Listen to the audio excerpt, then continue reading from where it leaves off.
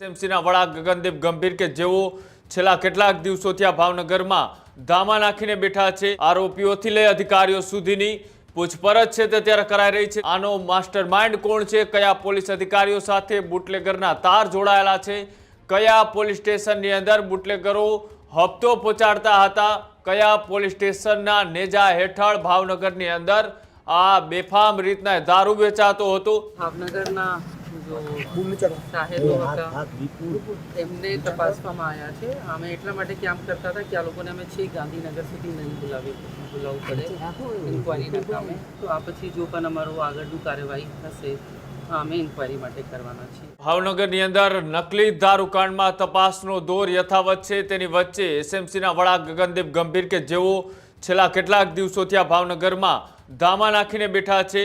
સાથે જ ગગનદીપ ગંભીરે પણ આ મામલે પ્રતિક્રિયા આપી છે। છેલ્લા 5 દિવસથી ભાવનગરમાં ધામા નાખી એસએમસીની તપાસ યથાવત છે। આરોપીઓથી લઈ અધિકારીઓ સુધીની પૂછપરછ છે તે ત્યારે કરાઈ રહી છે। ત્યારે નકલી દારૂ કાંડમાં તપાસનો દોર હજુ પણ વધુ તેજ બન્યો। ગગનદીપ ગંભીરે જાતે સંભાળી તપાસની કમાન। કેસ સાથે જોડાયેલા અનેક લોકોની કરાઈ રહી છે પૂછપરછ। સાક્ષીઓની પૂછપરછ અને પ્રતિક્રિયા હવે પૂર્ણ થઈ છે। ત્યારે ગાંધીનગર બોલાવવાની જરૂર ન પડે તે માટે ગાંધીનગરની અંદર ના બોલાવવા પડે તે માટે એસએમસીના વડા ગગનદીપ ગંભીર છેલ્લા 5 દિવસથી ભાવનગરની અંદર અત્યારે તપાસનો દોર છે તે યથાવત રાખી રહ્યા છે।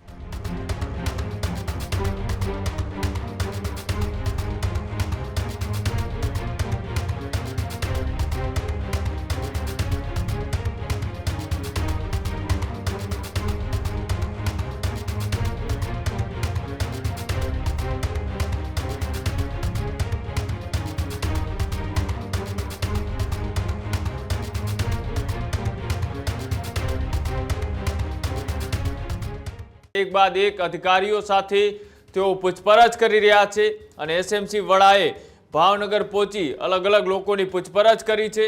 આનો માસ્ટરમાઇન્ડ કોણ છે, કયા પોલીસ અધિકારીઓ સાથે બુટલેગરના તાર જોડાયેલા છે, કયા પોલીસ સ્ટેશનની અંદર બુટલેગરો હપ્તો પહોંચાડતા હતા, કયા પોલીસ સ્ટેશનના નેજા હેઠળ ભાવનગરની અંદર આ બેફામ રીતના દારૂ વેચાતો હતો, તે તમામની પૂછપરછ છે। ત્યારે અત્યારે એસએમસીના વડા ગગનદીપ ગંભીર છેલ્લા 5 દિવસથી કરી રહ્યા છે। નકલી દારૂકાંડમાં તપાસ એજન્સીઓનું અત્યારે ચક્ર ગતિમાન કરવામાં આવ્યું છે। આરોપીઓ બાદ અધિકારીઓ સુધી પણ પહોંચ્યો આ તપાસનો દોર। કેટલાક પોલીસ અધિકારીઓની આમાં વર્દી ઉતરે તેવા પણ સમાચાર છે કે જે અધિકારીઓ બુટલેગરો સાથે સાઠગાંઠમાં બેફામ રીતના ભાવનગરમાં દારૂનો ધંધો ચલાવતા હતા, બેફામ રીતના ભાવનગરની અંદર દારૂ વેચાતો હતો, એવા તમામ પોલીસ અધિકારીઓની પણ વર્દી ઉતરે તેવા ત્યારે હાલ સમાચાર છે। ગગનદીપ ગંભીર છેલ્લા 5 દિવસથી અલગ અલગ અધિકારીઓની પૂછપરછ કરી રહ્યા છે, નિવેદનો લઈ રહ્યા છે। બુટલેગરોને પણ બોલાવીને તેઓની પણ પૂછપરછ કરવામાં આવી રહી છે। આ તમામની વચ્ચે એસએમસીના વડા ગગનદીપ ગંભીરે આ મામલે પ્રતિક્રિયા આપતા શું કહ્યું, આવો જોઈએ। અત્યાર સુધી જેટલા ભાવનગરના જો સાહેબો હતા એમને તપાસવામાં આવ્યા છે। અમે એટલા માટે કામ કરતા હતા કે આ લોકોને અમે છેક ગાંધીનગર સુધી નહીં બોલાવવું પડે ઇન્ક્વાયરીના કામે। તો આ લોકોનું સ્ટેટમેન્ટ પૂરું થયું છે। તો આ પછી જો પણ અમારું આગળનું કાર્યવાહી થશે અમે ઇન્ક્વાયરી માટે કરવાના છીએ।